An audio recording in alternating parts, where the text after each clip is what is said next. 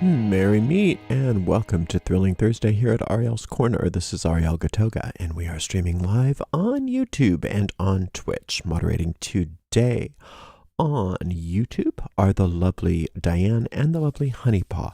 Moderating on Twitch is the lovely I Am Her Eminence. Thank you so much, moderators, and thank you to everybody for joining us today. We are finishing our Advancing Your Craft course today. Number 6. I hope you've enjoyed this, and I hope you got something valuable out of all of this. And we'll have a good ending to our 6 weeks of enjoyment here.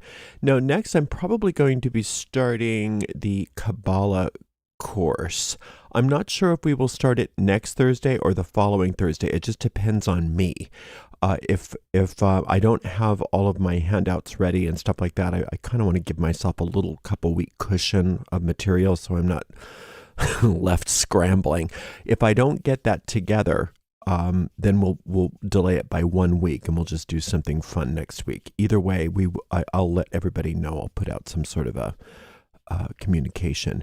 I haven't put this out yet, but I just wanted to let everybody know here now, and I will get an email and some other stuff out that I'm actually going to be gone this weekend. I've got a wedding that I'm going to, and so I'm going to take Saturday and Sunday off completely, so there won't be any streams this weekend, just so you know. All right. I want to get right to this because we tend to go over and I've got to get to work today. So no announcements or anything like that. We'll get right to it. If you're in a place where it is safe and appropriate, please close your eyes and begin to take some nice, long, slow, relaxing breaths in through your nose and out through your mouth. With every inhale, feel more peace and light entering your body and mind.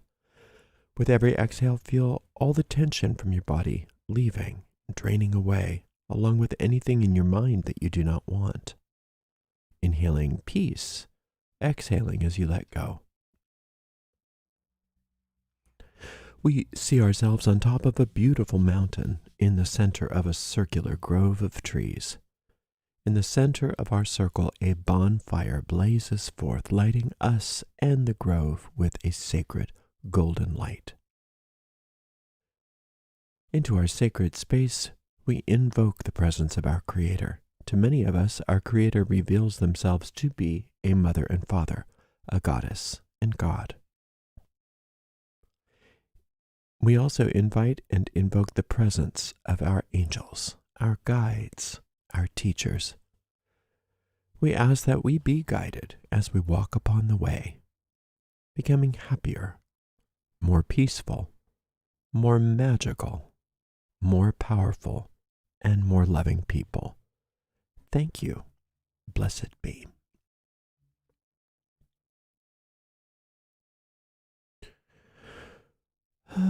Just a moment, please. I needed more coffee than what I have, is what it is. Hold on just a moment. I lost my notes. Here we go.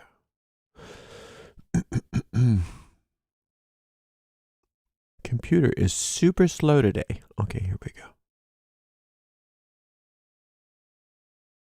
This is lesson 6 of Advancing Your Craft.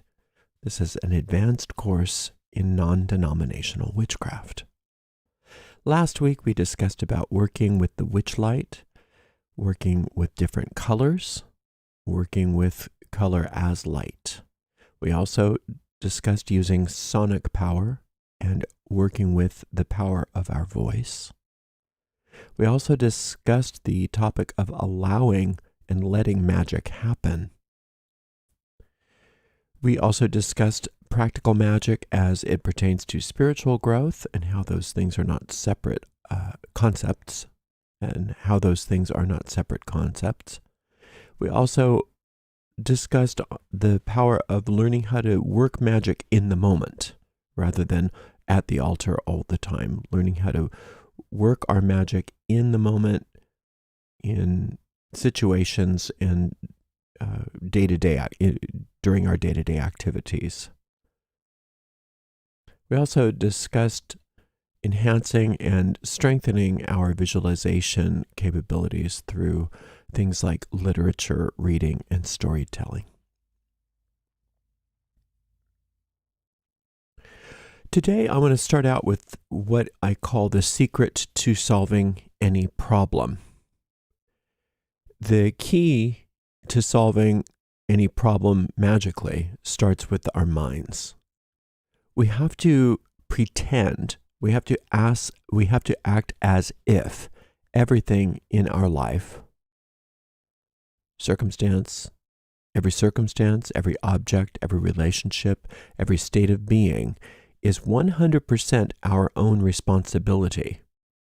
Even if we don't believe this is true, even if we don't think that that's actually the case, we don that perspective in order to have power over any situation. We're not saying that we're to blame or even that we're the cause of everything in our life, but we are saying that we are taking responsibility for everything in our life. And we start to consider the possibility that everything that happens in our life does directly result from our deep mind's data. Taking full responsibility for every aspect, whether good, bad, or indifferent. Many people seek a magical solution to change their lives, but they will resist very actively this idea that they must fully embrace responsibility for their current situation. They resist taking responsibility for the fact that they have been creating much of their own reality all along. And the results of our life reflect our own efforts and our own beliefs. And if we can acknowledge where we do have causation in our lives, and then also take responsibility for everything, including where we didn't have causation in our lives, then we are in a position of power. Every individual has a unique background that includes their family history, nationality, genetics, but even factors rooted in genetics still represent information. That's what genetics is, information. And information is stored in your deep mind. So it's important to clarify that it's not about blaming ourselves for circumstances, but taking responsibility for how we respond to circumstances. A lot of times when people say you create your own reality, people get lost in that, thinking, well, I didn't create this. I didn't create being born into an abusive household, or I didn't create being born with a disability or all of that.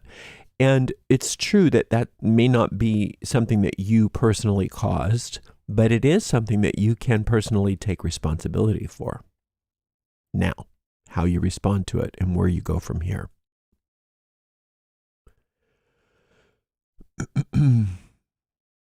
The world around us is the world around us is the mathematical manifestation of deeper, unseen aspects of the human mind, which incorporates everything. The deep mind is always active. It's always responsible for things like creating new cells, maintaining balance in our bodies, managing both physiological and psychological aspects of our existence, and also the manifestations in our physical world. It plays an important role in all of our lives, and it's where we need to focus our minds when we are looking to create change in our lives, to increase our well-being, or any of the other reasons why we turn to magic. The deep mind produces consistent results based on the data it stores. It doesn't make choices. It doesn't determine which datum is good and which datum is bad. It simply relies on the data as it exists. The only way to change outcomes is to acknowledge the unseen aspect of our minds is what is there to shape our reality. And to alter what lies in our deep minds is what magic is. Magic is altering what is in our deep minds. And even if you don't like to call it magic, if you are altering the data in your deep mind in order to create a new result, you're still working magic if you call it something else. Magic is a change in consciousness according to your will. It's a change in anything. It is your will. Magic is your will objectified. So any change in your circumstances must start with a change in your consciousness. And any change in consciousness must start with a change in the data that you hold in your deep mind. Oops, there we go.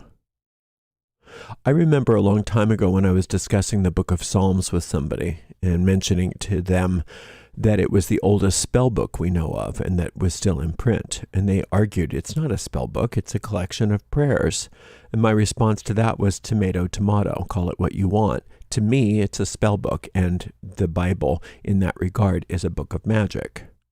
The idea that there's a book on magic that many people understand, the idea is that there's a book on magic here that many people struggle to understand.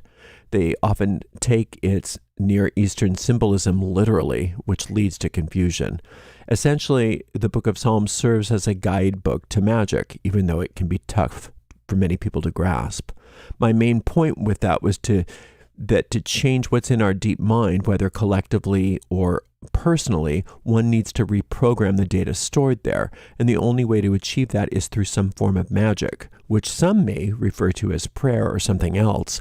But fundamentally, it's about creating new outcomes through these unseen forces. And the first step is to acknowledge that your deep mind does influence everything in your life, including your health and other things. And you can only change what you believe is possible to change. Theoretically, anything is possible, but your beliefs about what are possible and what isn't, but your beliefs about what is possible and what isn't possible will determine your outcomes. For now, it's best to set aside ideas like growing new limbs and levitating objects and focus on what you understand to be your current magical sphere of influence. That way you won't constantly feel like you're hitting a wall. So theoretically, anything is possible, but you are limited by your current set of beliefs, and your current set of beliefs dictates what your current magical sphere of influence is. Let's concentrate on what you believe is possible, and and avoid the things that right now you believe are impossible. Your sphere of influence, again, is shaped by your deep beliefs about how the world works, including your thoughts about yourself and your relationships. And when you start to take responsibility for everything in your life, you start to be able to examine your deep beliefs more critically and objectively. You might notice that you don't have a great opinion of yourself. How do I know this? Because I've been there and I understand how that feels. If you were in the Beyond the Basics class, you've likely encountered some of this already, involving recognizing your own self-criticism, self-hatred, negative thoughts, feelings of guilt, and those feelings that are highly toxic and contribute significantly to the misery and problems in our lives.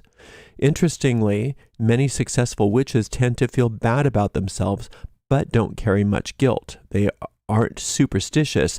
They just think about the storybook witch. Do you really believe that they're afraid of ghosts? They're not. They exude power, whether for good or bad.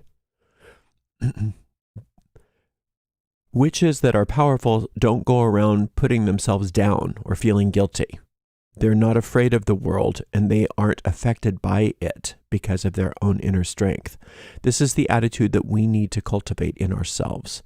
When you start to feel guilty, it's similar to how gravity works. It pulls everything down. The weight of an object determines how quickly it is attracted to the ground. Heavier things fall faster than lighter things. Guilt operates in the same way, always leading to punishment, because that's its cause and effect relationship. Remember that guilt always demands punishment. Any guilt that you hold in your subconscious mind or any guilt that you hold in your deep mind is a command to your mind to create punishment.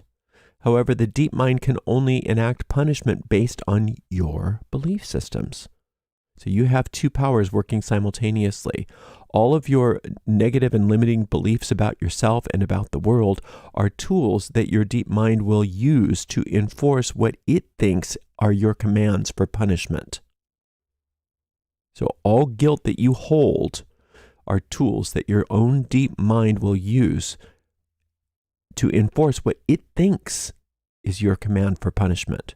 Feelings of guilt prompt this punishment, and your deep mind will take the easiest route to deliver that punishment effectively. The intensity of your guilt determines how quickly this punishment comes, often using your own negative thoughts as a guide. For instance, if money is a significant concern for you, you'll face struggles related to finances.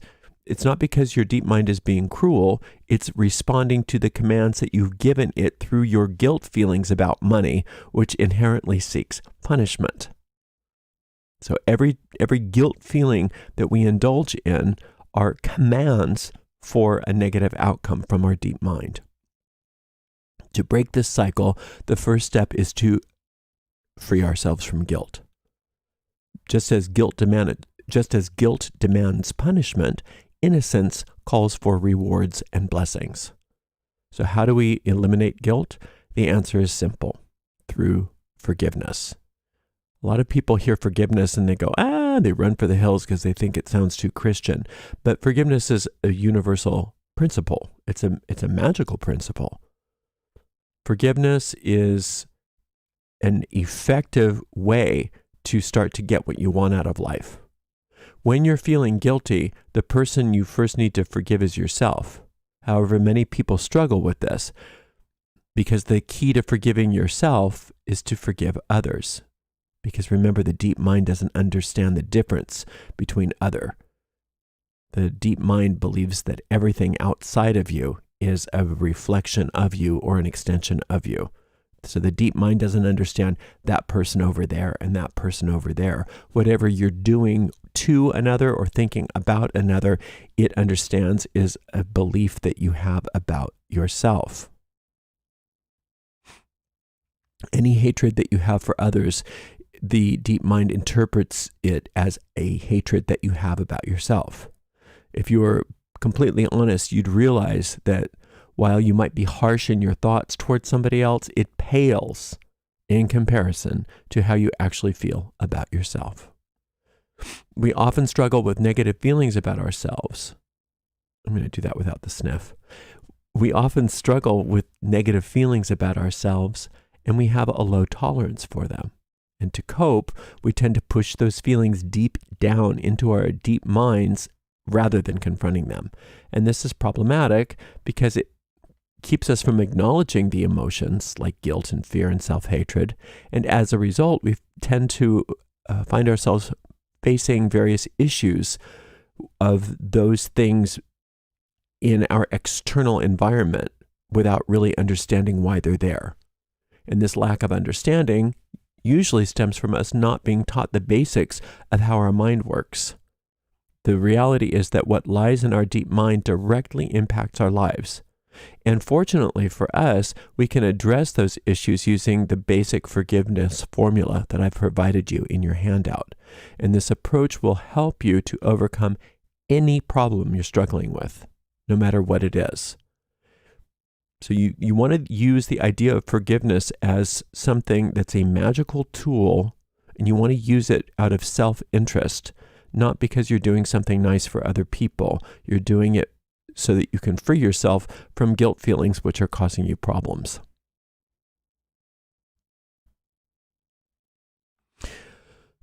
Here's how to address any situation effectively, and it can be done very quickly. Just remember to do it only once. If you find yourself needing to forgive something repeatedly, it means that the forgiveness that you did was not genuine. This process works best in writing, although you can do it verbally. Just ensure that you have a written record somewhere. First, identify the name of the issue that you're facing. Write it down on a piece of paper. And then next, list all of your current beliefs about the situation. Those beliefs are crucial as they influence your deep mind. For example, if you're dealing with a health issue like arthritis, recognize that it's possible to find a cure. And then it's within your control to address this situation. So if you're aiming to manage your arthritis or even cure your arthritis, start by clearly identifying it, like saying, "This is my rheumatic arthritis." And then examine your beliefs about this arthritis. You might say, "It's genetic, I'll never be rid of it," or "It's a progressive disease that will only get worse." And you write those things down. You keep digging deeper into the beliefs about your condition. Perhaps you feel self-hatred or have unresolved feelings toward your mother or your ancestors for giving you this disease. Write down whatever happens to come to mind in a free-flowing manner, similar to how we worked the waning moon flips in the Beyond the Basics class. And create a list of those beliefs surrounding your condition. And then, like we did in the last class, take each negative belief and flip it into a positive form of thought. This process can help to shift your perspective and to foster a more healthy mindset and a more magical mindset to start making changes happen. So if it says this is a progressive disease and it's not easy to heal, there's no way to cure it, then you say, "I realize that my negative feelings toward this disease are helping to shape it." And so you can flip those negative thoughts around. Maybe there is a way. You don't have to say this is an easy to heal disease, but you can say maybe there is a way for this disease to be healed. I'm open and receptive to the idea that this disease might be healed. Those kinds of things, just to create an opening in your own mind that this is not a permanent life sentence here. And then create a list of everything you feel guilty about. Anything you believe you've done wrong, any perceived flaws in your character, no matter how minor. Don't hold back, just write them all down and go for it. First, make a list of everyone that you feel grievances or anger toward.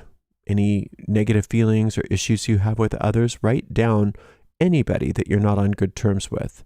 And once you've done that, it's time to let it go. You can use this statement that I provided, but feel free to create your own. I usually say something like, "I fully forgive anyone and everyone in my life, whether now or in the past, who may need my forgiveness. I forgive everyone for everything. I believe I forgive everyone for everything I believe that they have done or not done that has caused me harm. In this moment, I also forgive myself for anything I may need forgiveness for, whether from the past or the present. I release any guilt I hold for my past actions or inactions, and I am now completely free. All is forgiven.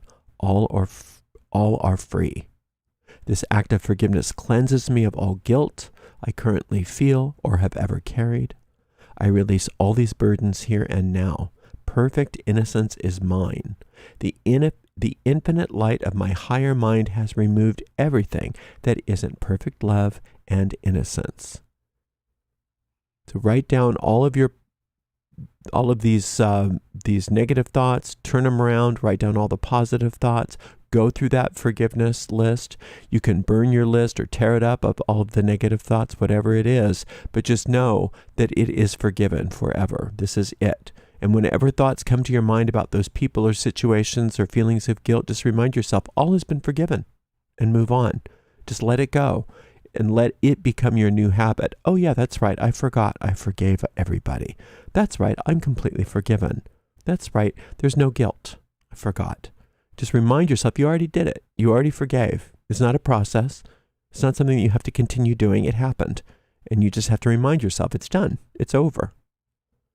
Whenever a problem arises, just remind yourself of that. This has already been forgiven. It's done. I can move on. It may sound simple, but things can quickly improve when you adopt this mindset. Whenever you notice that there's an issue in your life and you instantly forgive yourself for having that problem, it disappears. For every problem that comes your way, it's essentially asking you to forgive something. Let's say that again. Every problem that comes your way is essentially asking for your forgiveness. Often we attach guilt to these issues because we end up punishing ourselves. Remember, there's nothing outside of you causing this. It's all within you. You're the one that is accepting guilt. Nobody's forcing you to feel guilty, even if they tell you that you're guilty. You are feeling guilty on your own, and you have the same power to reject that and to feel innocence. You don't want to any longer use your own mind to create beliefs that cause punishment. So the moment that you recognize any negative situation, forgive yourself right away. Then if anyone else comes to mind related to the situation, forgive them. Even if you can't go through the entire forgiveness process, just forgive them anyway, on the spot. Keep it up until the situation dissolves, and it will likely happen very quickly. If it doesn't, continue the forgiveness process until it does. Always remind yourself, all is forgiven. I am free. Now, this doesn't mean that you're condoning anybody's negative behavior. It doesn't mean that you can't still do it doesn't mean that you can't press charges if you need to or any of that stuff. You just aren't in your mind and in your heart, you aren't holding them guilty. You're recognizing that maybe they have an illness or that their behavior was off or something, but they're not guilty. And you're not guilty. Not in the extreme, and I don't like the word extreme. Not in the grand scheme of things, not in the most spiritual way of looking at who they are as souls. Their egos may have done some horrible things, but they're not an ego. Your ego may have done some horrible things, but you're not an ego. As souls, they are just as innocent as they always have been. And if you can recognize that in yourself and in other people, you are free from that guilt that causes the punishment cycle. You're free from it because, like I told you before, your deep mind doesn't get the them and you concept. It really doesn't understand. If you hold something against somebody, the deep mind says, oh, we are guilty. Even though you're saying, no, they're guilty. And the deep mind says, okay, yeah, we're guilty. It doesn't understand them. So be really clear on that. No matter how righteously you feel you are holding on to the blame about other people and condemning them, that the deep mind will never understand them. It won't. It's impossible. It doesn't get it because to the deep mind, everything's you. Remember that forgiveness in our perspective is a magical act, not a pious act. You practice it to achieve what you want in life, not to become a better person or a spiritual person or so that Jesus will love you or something like that. You do it for yourself. It's a selfish act in the best possible sense of the word. Remember that as you do this, you're going to be the one that's a joy to be around. Everybody will love being around you because you're not toxic. Your aura's not toxic. A lot of people don't have toxic behavior and they don't have toxic speech, but they don't feel comfortable to be around. And a lot of the times the reason for that is because of the resentments that they hold against themselves and other people. It's in the aura. Holding people accountable doesn't, remember that you can hold people accountable and not be a doormat and still forgive them. Taking responsibility for your life doesn't mean accepting blame for others' wrongdoings. You hold them accountable, acknowledging that certain things in your life happened and that you get to fix those things and you get to put up boundaries of behavior and differentiating differentiating behavior from essence. By forgiving somebody, you're recognizing who they are as souls, but that doesn't mean that you get to let their egos run amok. You hold them accountable. You put up those healthy boundaries. You say no to them. And remember that all those things are acts of love at that point. Sometimes the most loving response is no. Sometimes the most loving response is go away. If somebody rips you off, it's important to take responsibility for your response to that. But it doesn't mean that you caused it necessarily. And it also doesn't mean that you shouldn't press charges. Forgiving yourself is all about taking care of yourself. Forgiving them is all about acknowledging who they are as souls while they get to go to jail. Your deep mind believes that you should receive everything you ask for unless a stronger demand counters it. If you're constantly feeling guilty, you're essentially asking for punishment. And when you forgive, you transform that guilt into a sense of innocence, which then leads to a new command in your deep mind, seeking blessings, rewards, love, prosperity, happiness, freedom. Guilt demands punishment and confinement. Forgiveness is the key to letting that go and finding innocence, which demands blessings. Giving something up can be a truly magical experience.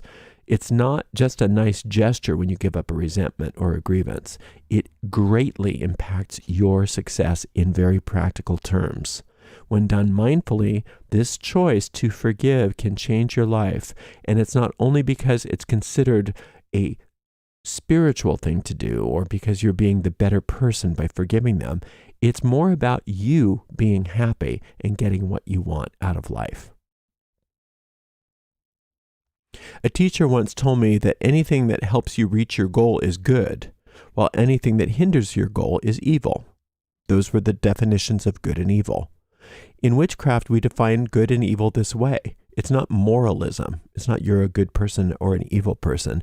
It's whatever is going to lead me toward my goal is good, and whatever is going to take away from or distract me from my goal or thwart my goal is evil.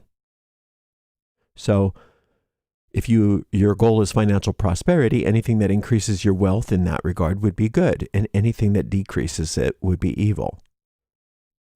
So you don't need to stress out too much about good and evil.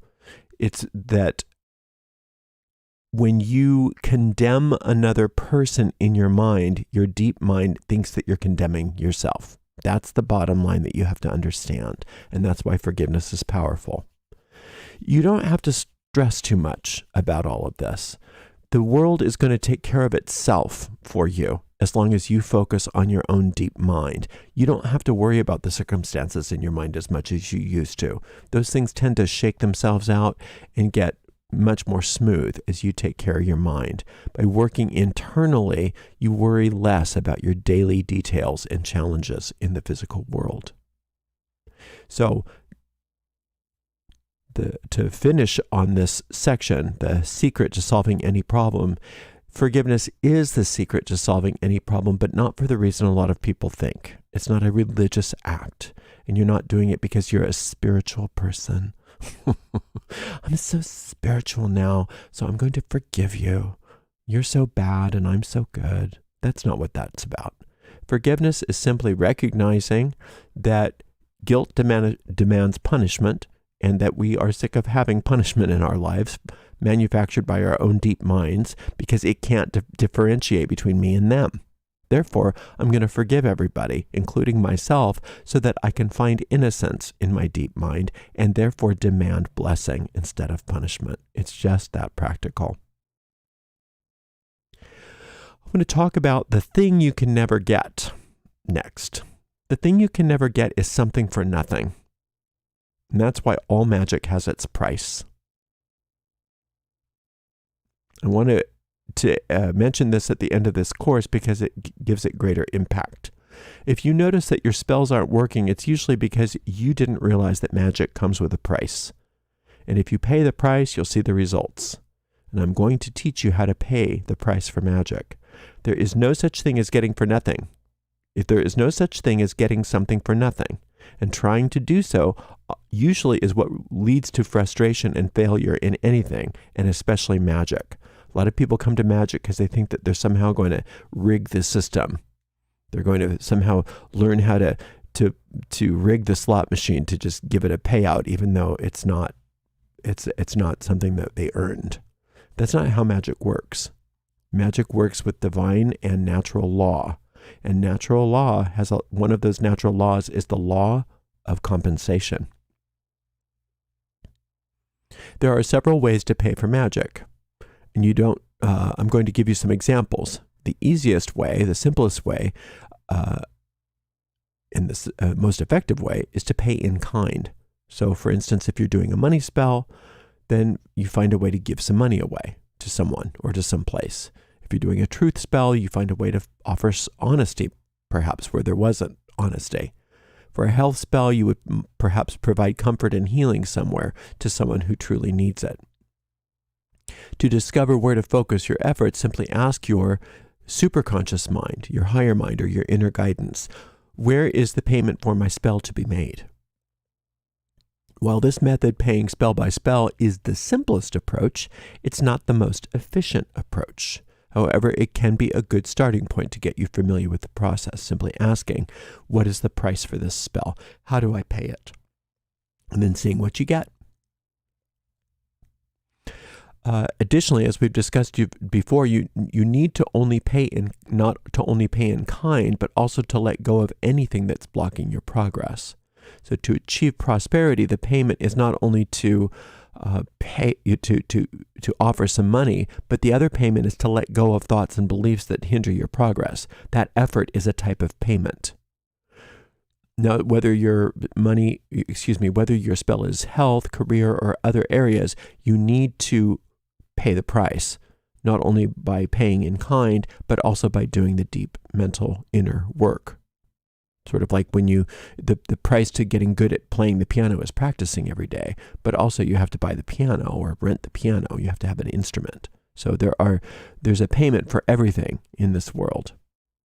Part of your journey includes a process of forgiveness, like we said, which is important for your growth. And it's important to release what isn't working and to contribute what you can to obtain what you desire. You'll know that you're on the right track if it feels good. Payment for your goals should bring you joy. If it feels burdensome, then you're probably not approaching it correctly. So make it fun, make it empowering, and feel confident that your efforts are paying off. Additionally, there is a traditional approach to paying for your magic that I was taught, and I feel compelled to share it with you, even though the topic is one that, for some reason, likes to be controversial, but I'm going to mention it anyway because it does work. Tithing. Tithing is very straightforward. When you regularly give 1/10 of your physical wealth, whatever comes into your life, to places where you feel spiritually fulfilled, you enter a flow. It's like being on a payment plan that allows for unlimited spell work. You can have as much as you want because you're already in alignment with that flow. And to determine where to tithe, and I've given many lectures on this, so I don't want to belabor this point, but to determine where to tithe, you ask your superconscious mind where your 10% will be given. And it can be from time to, you can ask each and every time if you like. So you'll feel good about your contributions. You won't feel swindled. You won't feel like somebody's sucking your money away from you. You'll feel good because you made the choice. You decided that you wanted to give this, and you're feeling like you're in the flow. But if you're not feeling good about it, then don't give. Before I started tithing regularly, I did see some moderate results, but after I started tithing, I really noticed the difference in my magic. And that's why, because all magic has a price. And if I'm paying that price through my tithe in advance, I'm pretty much good to go with whatever spell I want to cast. I had always talked about this concept, but I used to really put off focusing on it. Finally, I decided to just, let's go back through that. When I first started to tithe regularly, I had always discussed it with people. I'd learned about it. I knew it was there. I'd done it sort of sporadically. But finally, when I decided to really go for it and to just commit to tithing for a few months, the results that I personally saw were quite amazing, not only with my spells, but in many other areas of my life, not necessarily related to finances. Anyone who tithes regularly, giving a significant or 10% of their income, usually has interesting things happen. For example, once I had been tithing regularly for a period of time, I was audited for income tax. I wasn't really that nervous about it because I felt protected. And I knew I didn't have anything to hide, but I felt really protected because of my tithing. So I went in to the audit, and to my surprise, there was a mistake that I had made. And I did owe some money. And I owed money for that year, and it wasn't that large of an amount, but it was still something I needed to pay, and it was something I didn't feel like paying. However, the auditor did something very surprising, something that my accountant had never encountered before. He decided to waive all fees and penalties related to the underpayment because my tax return was so well prepared. The audit was so straightforward that I only had to pay what I owed with no interest, no penalties, and no fees, which, according to my accountant, was absolutely unheard of. And I attribute that 100% to the fact that I was a tither. I once had a teacher who expressed this idea in a very unconventional way. At first, I thought it sounded kind of odd, but later I appreciated it. She said, essentially, you pay the gods, and then you get to have whatever you want. And I'm like, well, okay. And then as I was working with this concept of tithing, I really understood where she was coming from, because it does seem that that's the case. You offer it, but I have to caution you that you still are working within your magical sphere of influence. You still have to deal with your deep mind, but your deep mind has a very different perspective when you're giving regularly. When you're tithing regularly, your deep mind really does feel like it's plugged in to the universal supply. And so as you drop your limiting beliefs, you really see great improvement in the success of your spell casting, or at least I do, and many people who tithe say the same thing. You offer something to the gods, and in return you get what you want, she said. Just pay them, perform your spell, and go on your way. At first I thought it sounded kind of greedy and transactional, but eventually I really understood that this was true. The gods here refer to divine or universal principles, especially in this course. And when you engage with these principles, you receive what you desire. So remember that all magic has its price. So if you're not willing to tithe, that's fine. If that's not your thing, that's fine. But then, if you're tithing, you don't have to worry about how to pay for your spell. That's my understanding, and that's my practice. But if you're not going to tithe, that's fine. When you cast a spell, it's really important that you ask, what's the price? What's the price for this spell? What's the price in my work, and what's the price in kind? And when you determine that and you make that understandable to you, then you pay the price right away.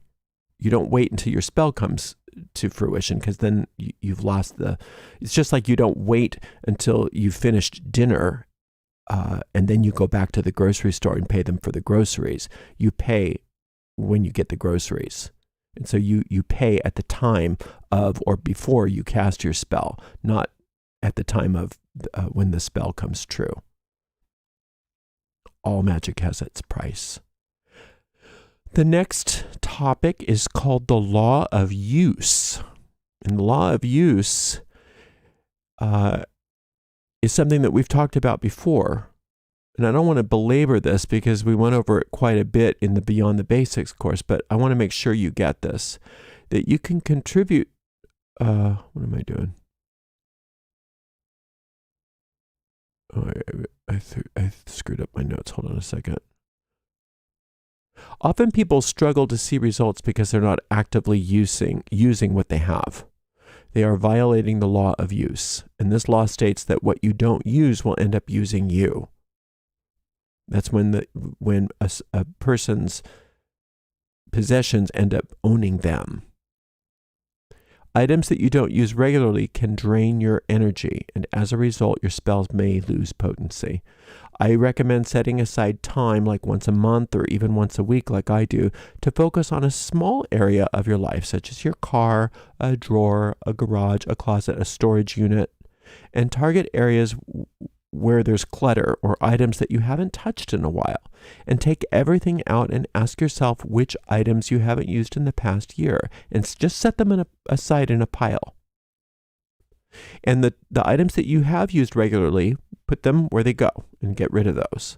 And then for the items that you haven't used in about a year, you don't have to throw them away. That's something that some people will advocate, and I don't, because I've gotten myself into a lot of annoying experiences in my life where I said, well, I haven't used this in a year, let's just get rid of it. And then, of course, the next month, I need that thing. Why did I throw that thing away? So you don't want to do that to yourself. But ask yourself, do I want to use this thing? Do I want this? And if so, can I put it to use before I put it away? Just to prove to myself, my deep mind, and the universe that I do use this thing. And if you don't really think that you want to use it, or if you don't really need it, and you really make that determination for yourself, find a new home for it. Let it go. And it's the use it or lose it principle, and it may seem kind of minor to you, but it significantly impacts not only your well-being, but your magical effectiveness. Stagnant energy leads to unexpected or lack of results. There's no separation between manifestation and your beliefs and your thoughts. Items that you're not using often, not always, but often can represent blocked energy in your deep mind. So that's why we say use it or let it go. Not necessarily getting rid of everything, but just being clear on making a very purposeful decision about those items that you're not using. Are you willing to use them? Do you love those things, or are you just hanging on to them because you don't like to let things go? If you do really want to keep items for later, that's fine. Just make sure you commit to using them at least somewhat. Find a way to put them to use. If they're just trinkets or old sentimental items, take them out and enjoy the memories. And that counts as using them. But then if they don't really serve you, get rid of them. There's nothing wrong with keeping them or getting rid of them. You get to determine that, but make sure that you're very aware and conscious of the law of use. Get rid of that stagnant energy. Move that stagnant energy, especially if things aren't manifesting for you the way you want them to. Sometimes just cleaning out a drawer is all that it takes to get the floodgates open and things start to really go for you again. Now, we're going to be starting to give you some ideas about how to reintroduce your tools and your deities and spirits and things like that. And so before we get into that, I want to just say a few words about elemental spirits, just because we haven't talked about them. The reason why I want to talk about them is because people have a misunderstanding of them, and they come up a lot. So I just thought we'd use this moment to talk about them, since many of us are going to be going back to using our tools and spirits and things. When you practice magic, especially if you have any sense of clairvoyant abilities, you'll notice that each of your elemental bodies releases a certain substance. As you live your life, you naturally release astral substance. And when you work magic, that release is much larger. It's like poof. It's like there's substance out there. And each elemental body has its own unique form of astral substance. And if you, like I said, have clairvoyant abilities, you will notice that this phenomenon occurs. And people that have noticed this phenomenon through the centuries, that have a superstitious or more primitive mindset, often will interpret this astral substance as external entities. And it's important to understand that this substance has intelligence, and there is awareness within all astral substance. And the pure elemental energies released during your magical practices, air, fire, earth, and water, can very frequently be perceived as having their own spirit, being their own entities. In a sense, elemental energies are a part of us, and there is no need to fear them. They don't need to be controlled. They don't need to be captured. You can just simply acknowledge their presence. It's natural for these energies to be released and to fulfill their roles without any interference. So instead of trying to, quote, work with these elementals, focus on connecting with your own elemental bodies and your deep mind, and let the elemental energies manage themselves. It's easy to fall into superstition by viewing these energies as external spirits that require some sort of control or appeasement. Remember that they're a part of you. And just like you don't need to seek favor with heat waves or sweat that your body produces, you don't need to fear or try to gain favor from the elemental energies. It's essentially what they are. They are intelligent, they have their purpose, and my recommendation is to simply notice elemental beings and understand that they are a natural part of working with magic. And if you are somewhat clairvoyant, you may start seeing more elementals as you get more involved with your elemental bodies. It's interesting to observe, just much like it's fun to watch the sunset, but it doesn't mean that you have to try to change the sunset or control the sunset. You just let it be what it is. And don't worry about getting too wrapped up in the elemental spirits, as they very frequently are not what a lot of people tell you that they are. Working with elementals obviously is not really applicable to this course because we're not dealing with elemental spirits. That's going to be possibly in another course, but I just wanted to mention that because I do see a lot of talk about elemental spirits, and we haven't really discussed it. Okay, let's start talking about how you're going to reestablish, those of you that want to reestablish your relationship with your tools, spirits, and deities. Starting with your tools, this includes candles, incense, athames, chalices, wands, and all of it. Do you have to use these items? Of course not. Can you use them? Absolutely. Either approach is fine. Some days you may want to use more tools than other days. I'm open to both. I love my tools, but my relationship with my tools has changed since I began working in the way that I demonstrated through this course. When you're ready to reintroduce a tool into your practice, start by asking yourself a few questions. I've included some sample questions for you in the handout. For example, consider what infinite principles this tool might represent for you. What magical principles have you been working with, and what does this tool symbolize? Also think about where the power of this tool actually resides in you. It doesn't lie in the tool itself. It resides in your mind. It's important to clarify this so that you don't just assume that the chalice has power in and of itself, and then you fall back into old superstition and you kind of undo all the good work you've been doing over this 6 weeks. Don't just assume that you understand these things. Really think about them. Ask yourself if this tool is going to enhance your ability or take it away, or take away from your ability. Abilities. Let's do that again. Ask yourself if this tool will enhance your abilities, magically speaking, or will it take them away from you? Consider how your relationship with this tool has changed since you took a break from using it. Does it increase your enjoyment of the craft by using it again? That's one of the main reasons we continue using tools when we don't need them anymore, is because we find joy in them. So if it brings you joy, then it's worth using. If it doesn't, set it aside for the time being. You don't have to throw it away, just put it away. And as you go through your craft tools, applying the law of use that we talked about is really helpful. If you're someone who's a bit of a tool junkie, you might realize that you don't need quite as many tools as you once thought. Many of the most powerful witches I know don't really rely on trinkets or blessed items or pentagrams and things like that. It's not that you can't have them, but it's now just up to you. And it's more about your personal way of being, even down to aesthetics. For many, these items can just become another thing to manage and collect dust, and they don't want so many things. But for others, they really love those things, and they bring them a great deal of joy, and they love taking care of their tools. Either way is absolutely fine as long as it doesn't ever go back to devolve into superstition. As you choose to, or if you choose to, reestablish your tools, make sure that the experience with them is truly powerful, wonderful, and brings you joy. If not, it's always fine to either set them aside or ultimately let them go. You can find a new home for some of these tools that you decide you don't want to use anymore. Somebody's going to appreciate them.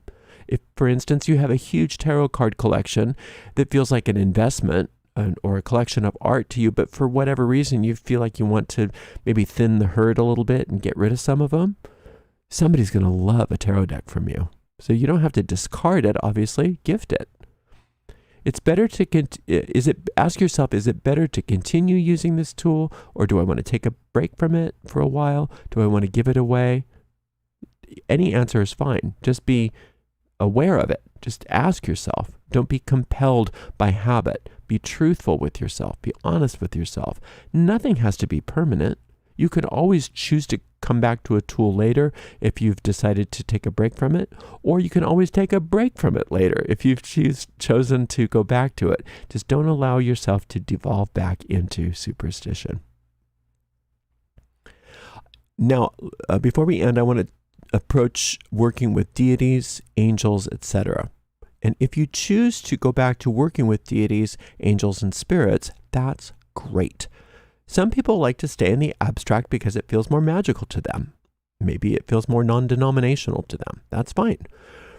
Remember, there's no religion tied to witchcraft, ultimately. It is the old religion. The true craft is the old religion. It's very ancient.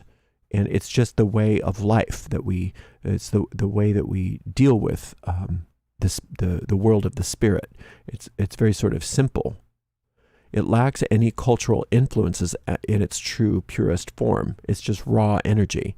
And some people prefer to work with this energy abstractly. If you feel more connected, however, to pantheons, deities, angels, spirits, there's nothing wrong with that either. And you should do that. Every belief system is beautiful in its own way if you understand it in a powerful and use it in a powerful way. What I suggest is that you explore some universal principles that I've provided as a starting point, and I've listed them in the handout. Think about your own as well. You're not limited to those. This is an infinite list of divine or universal principles. I used terms like divine and perfect and infinite because they resonate with me. If you have other words that you find meaningful, like universal or sacred, feel free to use those as your qualifiers. You don't need to use my approach if you don't want to. When you decide to work with a deity, you can do it just based on how you used to do it. But what I recommend is that when you decide to work with a deity or a spirit or angel, consider which qualities of that deity resonate most with you. It could be all of them if it's a multifaceted deity. For instance, if you're exploring a Greek pantheon, or you might choose to work with Apollo, and ask yourself what universal principles that you've been dealing with Apollo personifies. So rather than working with a personality called Apollo in a sort of superstitious manner that is external from you, you're recognizing that Apollo is a representation of a universal principle. And you already have that universal principle that you understand because you've been working with it on your own. Understanding deities and spirits and angels from this perspective deepens your connection with them. Many figures like Bridget offer a more personal link to these principles than just an abstract principle will.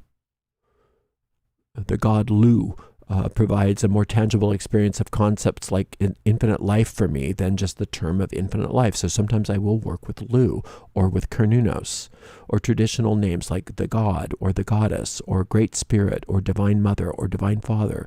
All of those names are fine to use, but we're now approaching them in a non-superstitious way. That means that when you incorporate these universal principles you've been working with, you experience them as deities, and that relationship with the deity is changed significantly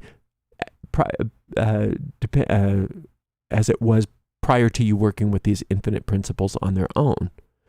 Just like with people, if you engage with deities based on their personality and cultural backgrounds alone, your experience will differ from them than when you see them as representatives of universal cosmic principles.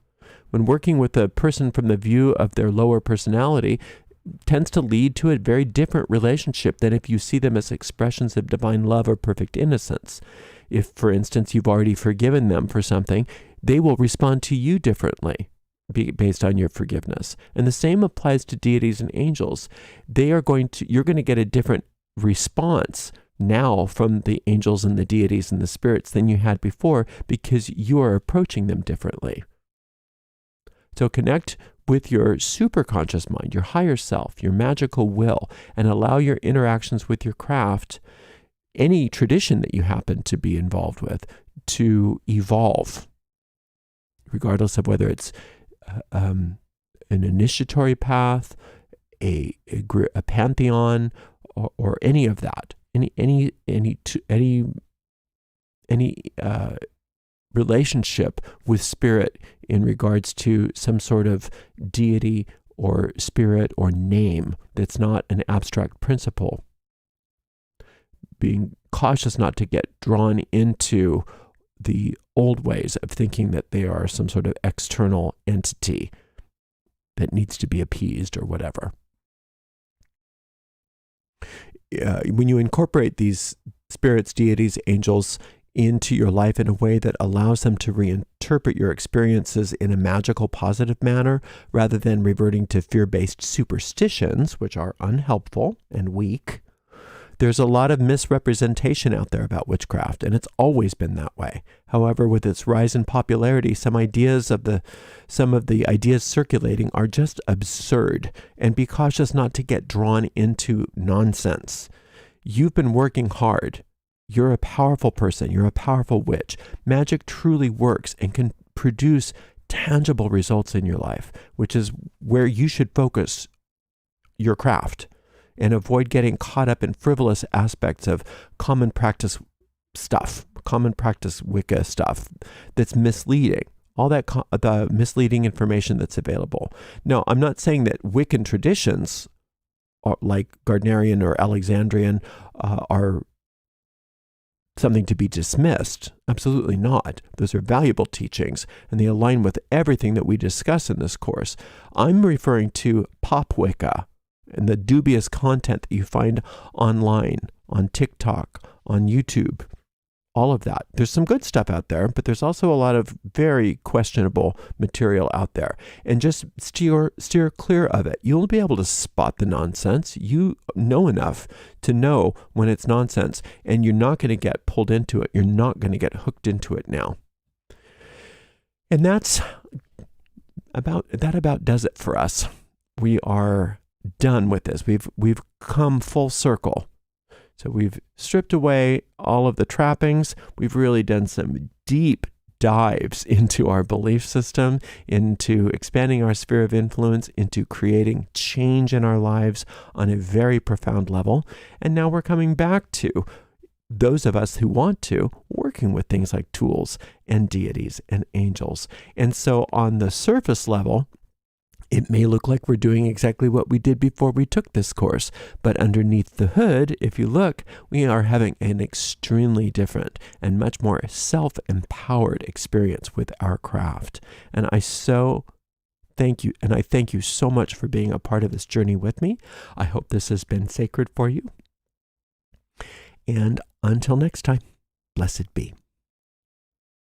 Okay, let's see if we have any questions. Boy, we took a long time. I'm going to have to edit so much of that out. Let's see what we got here. Hold on. I got to get our... See if we have any questions whatsoever. Oh, a few. Okay. I've been truly blessed. Everything I have manifested so far has been given to me, but I constantly feel guilty for receiving so much, like I'm not worthy. How can I change this? Well, by following all of the techniques that I've given you in this class, and also in the Beyond the Basics class, that we spend a lot of time on how to release guilt and how to release those negative thoughts. And a lot of times, what you need to do is if you're still feeling guilty after you've maybe forgiven yourself or whatever, like we talked, sometimes it's that you feel guilty that you are holding on to resentments about somebody else. So that's why that Lord's Prayer, forgive us our debts as we have forgiven our debtors, it's pretty magical. It's a formula. In order to have self-forgiveness, you have to forgive another. Because remember that the deep mind doesn't understand other. So you might want to look and see if maybe you're holding on to some resentments of other people or some long-held grievances or grudges, and you might want to let those go, because that could be where your guilt comes from. If not, maybe you still have some work to do on understanding that you deserve to have what you want, that you deserve to be happy and healthy and prosperous and all of those things, and that the universe wants you to have those things. But there's a lot of tools and techniques that we've gone over these 6 weeks and also the previous 6 weeks in the Beyond the Basics course. And I would encourage you to work on those techniques, such as the waning moon flips, etc. If we know an inevitable narcissistic situation, it's always about the narcissistic situations these days. It's like so up for us as a culture, and I understand it. Believe me. If we know an inevitable narcissistic situation is looming in our environment, should we self-forgive in advance? You can, but if you know that there's an inevitable narcissistic situation coming up, I would like to also point out that you're creating an inevitable narcissistic situation in your life, because if it's not already happening, but you're assuming it's going to happen, you are also creating it. And so if you are taking responsibility for the narcissists in your life, you might, when you think that way, start changing that and just say, there used to be inevitable narcissistic situations coming up in my life, and I no longer accept those. And I also put boundaries up where I am able to. And you can even put up magical boundaries if there's that kind of abuse going on. There's all kinds of stuff that you can do to protect yourself from any kind of abuse, whether it's from a narcissist or not. So don't just assume that that's inevitable and that it's coming. Just be very clear that when you say that you are helping that to be so. So yes, you can forgive yourself in advance, but if you have to forgive yourself in advance, that means that you still believe that you're guilty. Remember, you only have to forgive yourself once.